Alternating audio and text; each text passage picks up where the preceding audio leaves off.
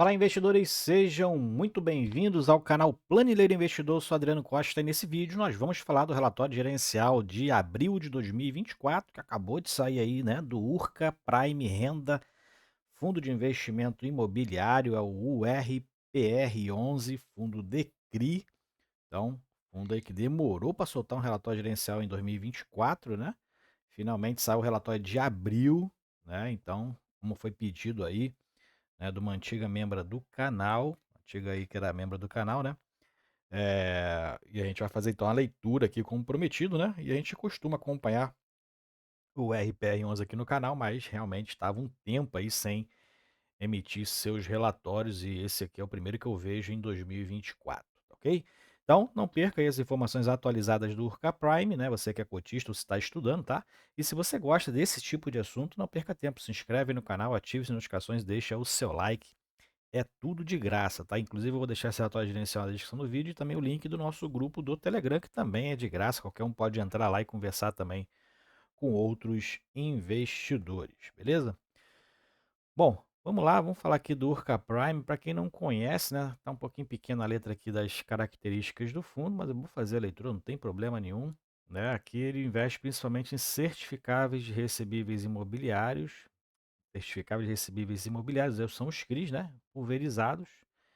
E ele tem gestão ativa, é para investidores em geral, tem desde novembro de 2019, tá? Para a duração dele é indeterminada, é um fundo classificado, um fundo high yield ao extremo, né? Já foi em 2021, inclusive, ele foi que teve o maior dividend yield, né?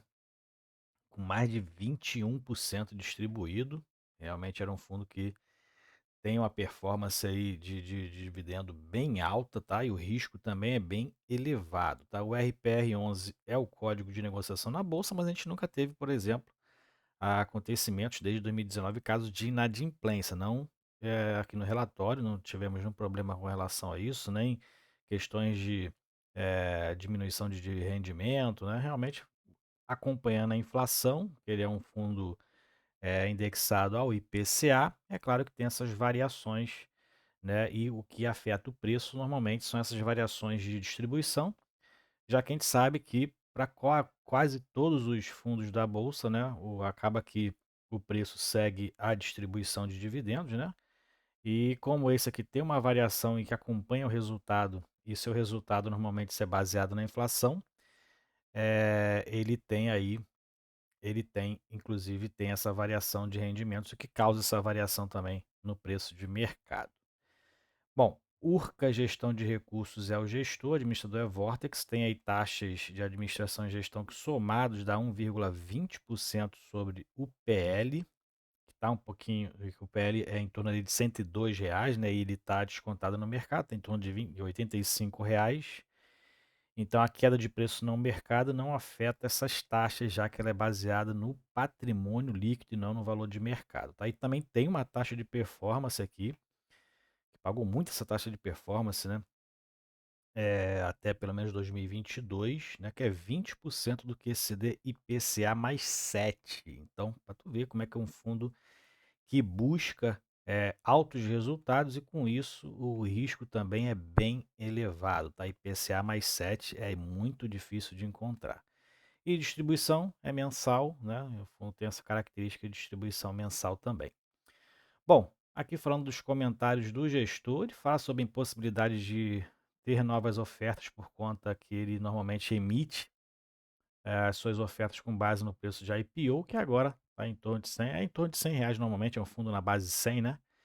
E como ele está em R$ 85 no mercado, né? Então, desde 2022 que o fundo não faz novas emissões, de acordo com o histórico aqui colocado também no relatório, tá? Então ele não faz não está fazendo essas operações de emissão de oferta justamente por causa disso, né? Isso causa ali uma restrição no caixa para poder comprar novos ativos, então é o que ele está explicando aqui. Mais para baixo ele fala aqui sobre alguns empreendimentos que estão avançados em suas obras, o que pode gerar novas entradas aí no fluxo de caixa, né? Já que as obras estão se encerrando, começa então a fase de vendas mais fortes ali dos empreendimentos, né? Então fará com que o fundo aí tenha uma nova realidade no seu fluxo de caixa de forma positiva. E aí também fala das operações de equity, permanecem com bom desempenho de vendas, né? Então tem aí vendas bem elevadas, por exemplo, no empreendimento Maravista, mais de 80 milhões em vendas. Empreendimento Mariana, né? Mariana Maria, também está com 10 milhões aqui em vendas, né? Então, as operações de venda aí no fundo dos papéis, né? Vinculados aí ao fundo, estão muito bem, né? Então, tendência que o fundo mantenha pelo menos aí o desempenho, né? Que tem feito com que o fundo aí distribua ainda excelentes proventos, né? Com base pelo menos no valor de mercado, né? Mas em cima também do valor patrimonial, o fundo tem distribuído mais de 1% de distribuição. Eh, Ele fala aqui também a respeito das considerações macroeconômicas, né? A visão do fundo permanece inalterada. Eles falam aqui em relação à preocupação de reduzir o risco da obra das operações com exposição à inflação, mas resume isso aqui é muito pouquinho, né, em relação à opinião do fundo. Mantém a visão, só que, né, os relatórios não têm saído, então a gente não sabe qual é realmente o que o fundo tem enxergado em relação ao cenário macroeconômico. Destaques do mês aqui a gente verifica, o fundo está com valor de mercado de mais de R$ 1 bilhão, né, patrimônio líquido de quase 1,2, já que ele está em torno de 15% abaixo, é o que está aqui, ó, 15,4% abaixo do valor patrimonial, que é 101,81. E o último dividendo distribuído que foi em abril, né, ele ainda vai, ele já anunciou inclusive, né, acho que ele é do, não, ele anuncia no quinto dia útil, né, o fundo que anuncia no quinto dia útil, anunciou em abril que pagou no 10º dia útil de maio R$ 1,10, dividendos aqui anuais de R$ 13,9 por cota, R$ 13,90, né, e tem mais de 86 mil, quase 87 mil cotistas. Eu já fui cotista desse fundo lá em 2021, no ano que ele pagava ali proventos espetaculares, né? Mas assim que ele tive oportunidade, né, com ganho de capital, sair do fundo, porque é um fundo bem arriscado, né? E eu tinha outros papéis já arriscados na carteira. Acabei que eu me desfiz do RPR11, mas naquela época que ele emitia muitos, tinha muitas emissões, ele já fez 7 emissões, né? As emissões dá para fazer um ganho de capital bem interessante. Então tem quase 87 mil cotistas e a liquidez diária até que é boa, né? 1,7 milhões foi aí em abril, né? O fundo que tem também uma boa liquidez. E o pipeline atual das operações soma 240 milhões, né? Com IPCA mais 12. Então tu vê que o prêmio de risco é bem elevado, fundo classificado como high yield ao extremo, na minha opinião, né? Inclusive mais do que o HCTR, mas a estruturação a gente vê que o fundo estrutura legal aí as suas operações, mas tem um risco bem elevado. Aqui são as movimentações, o fundo então, referente aos CRIs, integralizou alguns CRIs aqui, né? O CRI De Paulo, o CRI Exato, o CRI Guestier, né? Gastier, sei lá qual é o nome, que somam aqui em torno aqui de R$ 9 milhões e também as debêntures do fundo. O fundo tem debêntures aí na sua carteira, Mariana Maria e Terras Altas, em torno aí de 1,5 milhão, 1,6 milhão, né? De reais foi integralizado. Mais para baixo a gente vai verificar aqui a DRE gerencial do fundo, né, que é pelo regime de competência, que a gente verifica aqui dentro das receitas, né, o fundo está com uma receita aí até equilibrada aí nesse ano de 2024, né, em torno de 14, 15 milhões de reais, né, e o resultado de caixa, o fundo tem distribuído a integralidade, né? Tem distribuído todo o resultado de caixa aí em 2024, ó, 1,10, 1,13, 1,5, 1,10. Então, proventos excelentes, não tem acumulado resultado acumulado de caixa, não tem acumulado resultado a distribuir, né? Mesmo porque ele também está com um resultado acumulado, ó, não distribuído, de 79 centavos por cotas, que dá em torno de 9, né, 9 milhões de reais aí acumulado. Né, e o fundo tem distribuído então no ano 2024 todo o seu resultado, né, e já é bem interessante, né, acima de 1,10% com base no valor de mercado, né. Então o fundo no mês de abril ele teve um resultado contábil de 1,40, desse 1,40 ele não recebeu, ali não se concretizou em caixa 14 centavos até o momento do fechamento, né, e o resultado então de caixa do fundo foi de R$ 1,26 e o fundo distribuiu R$ 1,10, né? Então, teoricamente, ainda acumulou alguma coisa aí, né, do seu resultado de caixa. E, quer dizer, na verdade, aqui foi o resultado das suas receitas, né? As suas receitas concretizaram R$ 1,26 e após os descontos, né, das suas despesas ali, administração, gestão, né, outros custos e despesas, o fundo teve um resultado de R$ 1,10 e foi totalmente distribuído e ainda o fundo tem 79 centavos de resultado acumulado ainda não distribuído, né, desde 2019, né, o fundo então acumulando esse resultado aí.